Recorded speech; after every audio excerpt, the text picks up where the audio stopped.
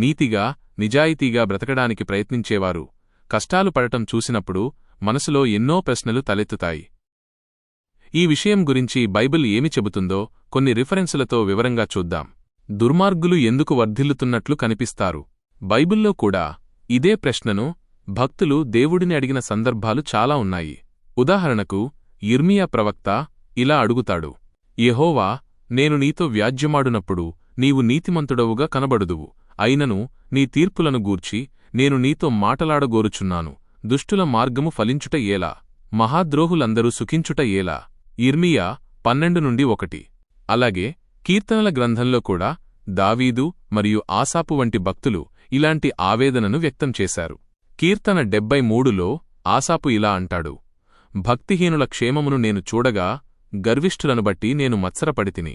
వారు ఎల్లప్పుడూ నిశ్చింతగలవారై ధనవృద్ధి చేసికొందురు. నా హృదయమును నేను శుద్ధి చేసికొనుట వ్యర్థమే. కీర్తన 73:3, 12-13. ఈ వచనాలను బట్టి చూస్తే ఈ సమస్య ఈనాటిది కాదు, ఎప్పటినుంచో భక్తులను వేధిస్తున్న ప్రశ్న అని అర్థమవుతుంది.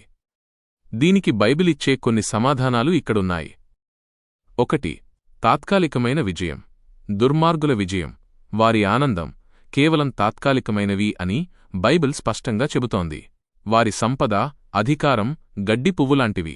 అవి ఈ లోకంలో ఉన్నంతవరకే ఉంటాయి. కీర్తన 37:1, 2. చెడ్డవారిని చూచి నీవు వ్యసనపడకుము, దుష్కార్యములు చేయువారిని చూచి మత్సరపడకుము. వారు గడ్డివలె త్వరగా ఎండిపోవుదురు, పచ్చని కూరవలె వాడిపోవుదురు. సామెతలు మధ్యాహ్నం 2:12. ఒకని దృష్టికి సరియైనదిగా కనబడు మార్గము కలదు, అయితే తుదకు అది మరణమునకు త్రోవతీయును. దుర్మార్గులు తాము చేస్తున్న తప్పులకు ఈ లోకంలో శిక్ష అనుభవించకపోయినా దేవుని ముందు ఖచ్చితంగా లెక్క అప్పగించాల్సి ఉంటుందని బైబిల్ హెచ్చరిస్తోంది. 2. దేవుని దీర్ఘశాంతం. దేవుడు దుర్మార్గులను వెంటనే శిక్షించకపోవడానికి ఒక కారణం ఆయన దీర్ఘశాంతం. వారు తమ పాపాలను తెలుసుకుని పశ్చాత్తాపపడి ఆయన వైపు తిరుగుతారని దేవుడు ఎదురుచూస్తాడు. 2 పేతురు 3:9. కొందరు ఆలస్యమని ఎంచుకొనున్నట్లు ప్రభువు తన వాగ్దానమును గూర్చి ఆలస్యము చేయువాడు కాడుగాని ఎవడును నశింపవలెనని ఇచ్చయింపక అందరూ మారుమనస్సు పొందవలెనని కోరుచు మీ ఎడల దీర్ఘశాంతముగలవాడై ఉన్నాడు. నీతిమంతులు ఎందుకు కష్టాలు అనుభవిస్తారు? నీతిమంతులు కష్టాలు పడటానికి కూడా బైబిల్ అనేక కారణాలను వివరిస్తుంది. 1. విశ్వాస పరీక్ష. కష్టాలు మరియు శ్రమల ద్వారా మన విశ్వాసం పరీక్షించబడుతుంది.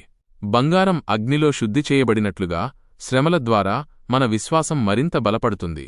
1 పేతురు 1:6-7. ఇందువలన మీరు మిక్కిలి ఆనందించుచున్నారుగాని అవసరమును బట్టి నానావిధమైన శోధనల చేత ప్రస్తుతం కొంచెము కాలము మీకు దుఃఖము కలుగుచున్నది. నశించిపోవు సువర్ణము అగ్నిపరీక్ష వలన శుద్ధపరచబడుచున్నది గదా.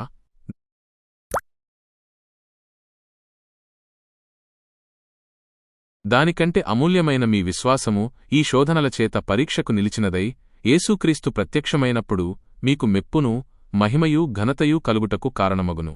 యాకోబు 1:2-4. నా సహోదరులారా, మీ విశ్వాసమునకు కలుగు పరీక్ష ఓర్పును పుట్టించునని ఎరిగి మీరు నానావిధమైన శోధనలలో పడినప్పుడు అది మహా ఆనందమని ఎంచుకొనుడి. 2. లోక స్వభావం. మనం జీవిస్తున్న ఈ లోకం పాపంతో నిండి ఉంది. కాబట్టి దేవుని మార్గంలో నడవాలని ప్రయత్నించేవారికి ఈ లోకం నుండి వ్యతిరేకత, హింస మరియు కష్టాలు ఎదురవ్వడం సహజం. యేసుక్రీస్తు కూడా ఈ విషయాన్ని స్పష్టంగా చెప్పారు. యోహాను సాయంత్రం 4:33.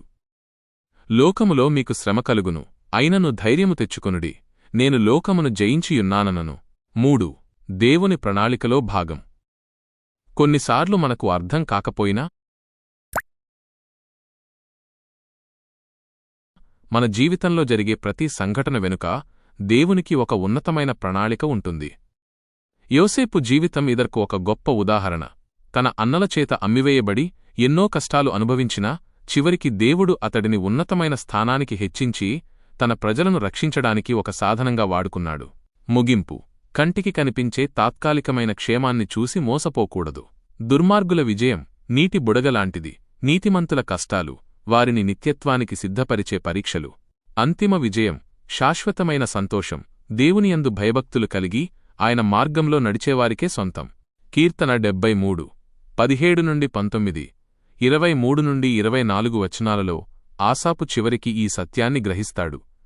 దేవుని పరిశుద్ధ స్థలములోనికి పోయి వారి అంతమును గూర్చి నేను ధ్యానించు వరకు ఆ సంగతి నాకు ఆయాసకరముగా ఉండెను. నిశ్చయముగా నీవు వారిని కాలుజారు చోటనే ఉంచియున్నావు. అయినను నేను ఎల్లప్పుడూ నీయొద్దనున్నాను.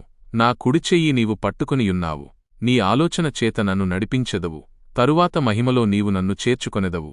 కాబట్టి కష్టాలు వచ్చినప్పుడు కృంగిపోకుండా, దుర్మార్గుల వృద్ధిని చూసి అసూయపడకుండా దేవునిపై మనకున్న నమ్మకాన్ని స్థిరంగా ఉంచుకోవాలి. అంతిమ న్యాయం దేవుని చేతిలో ఉంది.